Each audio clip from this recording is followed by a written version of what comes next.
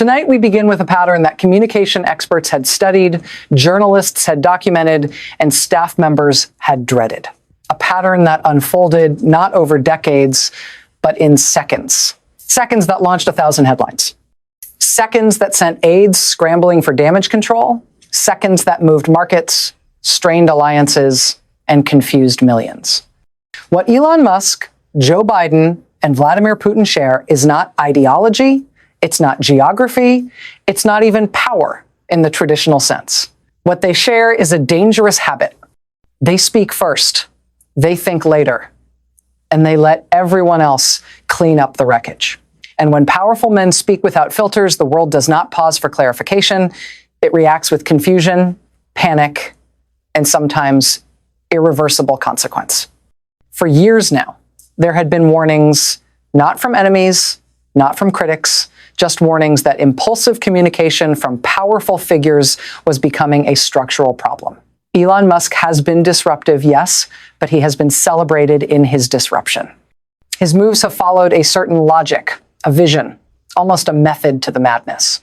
But what set off alarm bells in boardrooms and newsrooms this year was that the method disappeared. Communication experts who monitor public figures know the indicators.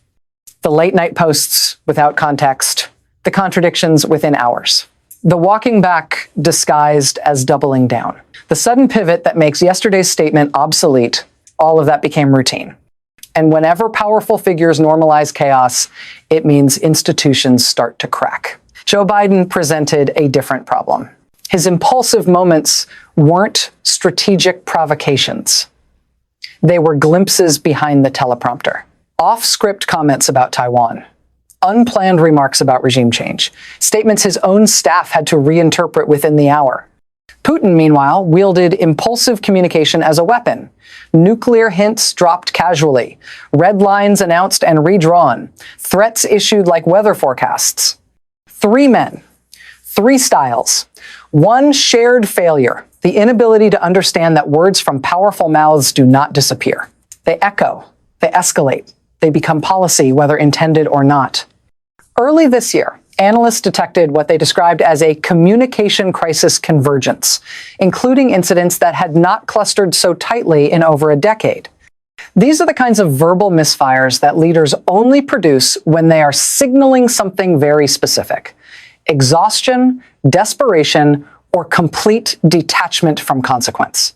Observers didn't know which category each fell into or whether all 3 applied at once. But what they did know was that the information environment was changing.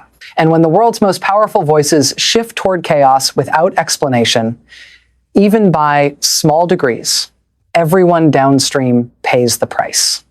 The fallout from impulsive communication is not theoretical, it is not symbolic, it is measurable. Staff members after crisis meetings described the pattern as exhausting, predictable in its unpredictability, and perhaps most importantly, corrosive to institutional trust. But damage control only works if the principle stops creating damage. None of them did. In fact, their communication failures this year were among the most documented we've seen in modern leadership. Here's what we know. Within hours of Musk's posts about geopolitical matters, markets shifted billions in value. These weren't the casual opinions of a businessman. These were market-moving statements from a man controlling satellite infrastructure used by militaries, statements that his own companies had to clarify. Biden's off-script moments about Taiwan forced the State Department into damage control 4 separate times. Putin's nuclear rhetoric became so routine that analysts created scales to measure whether he actually meant it this time. Tonight, let's examine specific incidents that illustrate this pattern. Musk posted about Taiwan semiconductor. Markets moved. He deleted the post. The movement remained. He commented on Ukraine strategy. Zelensky responded publicly. Diplomats scrambled to determine if this represented U.S. tech sector policy or one man's midnight thoughts. He announced features, then unannounced them. Promised changes, then reversed them. Each time, employees, users, and investors were left interpreting signals that contradicted yesterday's signals. Biden told troops in Poland they would see Ukraine firsthand. The White House clarified he meant no such thing.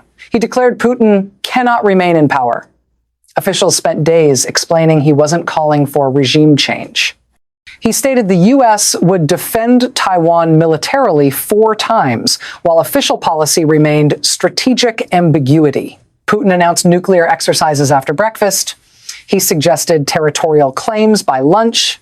He implied civilizational war by dinner. In other words, all 3 men created situations where their own institutions had to translate their words into something coherent. The staff became interpreters. The spokespeople became revisers. The institutions became cleanup crews. And here's where the story becomes even more troubling.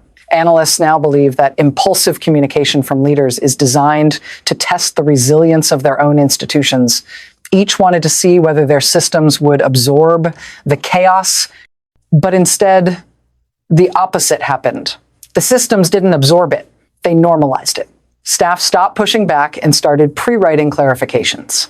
Media stopped expecting coherence and started treating contradiction as routine. Allies stopped trusting statements and started watching actions exclusively. You don't erode institutional trust easily, but all 3 did. Communication scholars speaking under anonymity describe this pattern as authority through ambiguity, a way to maintain power by keeping everyone guessing. But the cost is credibility. Their statements were not only inconsistent, they were so frequently revised that nobody could rely on the original words. That erosion matters because it shows institutions weakening. It shows that powerful figures are not accountable communicators. They are chaos generators with cleanup crews. As reports continued throughout the year, we learned more about the scale of this communication failure. Musk's posts required internal Twitter policy adjustments about executive speech. Biden's gaffes triggered 4 formal diplomatic clarifications with Taiwan. Putin's threats caused NATO to issue interpretive guidance about which statements to take seriously. This wasn't just misspeaking. This wasn't just casual error. This was structural communication failure. This was institutional erosion. And institutional erosion is the one thing democracies and companies alike cannot afford. Remember, all 3 thought they could speak freely because of their power. They thought consequences applied to smaller people. They thought institutions would always translate their impulses into policy. But tonight, the exact opposite is visible. Trust has declined. Clarification has become constant. And the cleanup crews are exhausted. What makes this moment so revealing and so important is that these communication failures happened at a time when clarity mattered most. War in Europe, tensions with China, economic instability, technology transforming society. And the men with the largest platforms chose impulse over precision. They chose reaction over strategy. They chose self-expression over institutional responsibility. And tonight, for the first time in years, all 3 appear to be facing the same reality. Their words have costs. Their impulses have consequences. And their cleanup crews are running out of excuses. Because tonight, Elon, Biden, and Putin learned something they should have known from the start. Communication is not about speaking. It's about being understood. And when you prioritize impulse over clarity, you guarantee confusion. This pattern is far from over. But tonight, one thing is clear. The microphone is always on. The world is always listening. And words, once spoken, cannot be unsaid, only clarified, revised, and regretted.